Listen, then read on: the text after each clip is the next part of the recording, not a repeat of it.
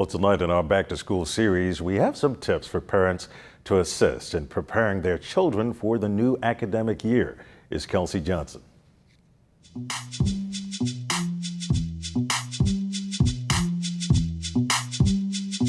Pack your bag. Make sure that your pencils, pens, and books are all inside. Are your shoes clean, uniform pressed, and hair fixed? These questions and more asked ahead of the first day of school are all marked out to ensure that your child is ready. But what about healthcare? Did that ring a bell? It's extremely important to get medical checkups before you start school. You want to go with your doctor, your pediatrician, or your family medicine physician and get a complete physical. So they're going to get a full history to find out if there are any underlying medical illnesses going on with the child, any allergies. That's very important because you need to notify teachers and, the administrative staff in the event, nut allergies are very rampant. Certain fruits like strawberries, blueberries, children are allergic to. So it would be good to know these things and to let the teachers know so they can look out for any signs and probably keep them out of the classroom if someone is allergic. Parents should also be advised that treating allergies are as equally important as getting immunized, as well as a visit to your dentist and optometrist, claims family physician at the Family Medical Center, Dr. Tonya Roker-Davis. You want to make sure your child is up to date with immunizations, things that parents take for granted like an eye exam, a hearing exam. These things, a child can be in school and getting like D's and E's, but they may simply not be able to hear the teacher or to see what's on the board.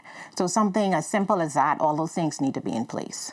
A full physical once a year was prescribed by the doctor. Once a year is good enough. And of course, if you notice any signs or symptoms, the child is saying, oh, I can't see, or even sometimes if you see a child who particularly wants to sit in the front, it's probably because they can't see from the back, or even they can't hear, if they're far away from the teacher. So you just look out for things like that, but yearly is good. And like the old proverb says, an apple a day keeps the doctor away. Roker-Davis believes a good night's rest will also help.